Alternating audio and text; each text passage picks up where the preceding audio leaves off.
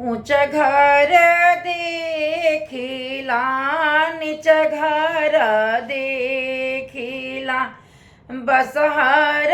देखी सुनसान बसहर देखी सुनसान सोनवा ऐसन बेटी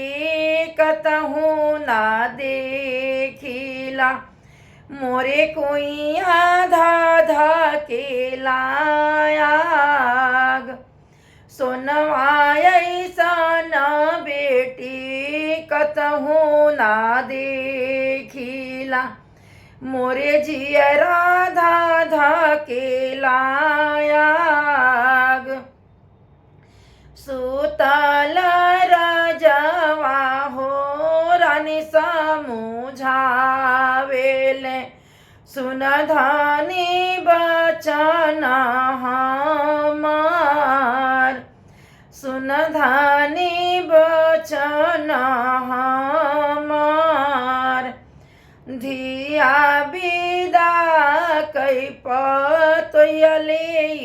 अइबो हो बसहर देबो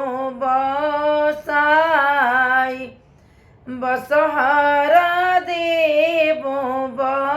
बसाई का तू राजवा हो मोरे जियरा बोधेला मोरे जियरा बोधलो ना जाई मोरे जियरा बोधलो ना जाई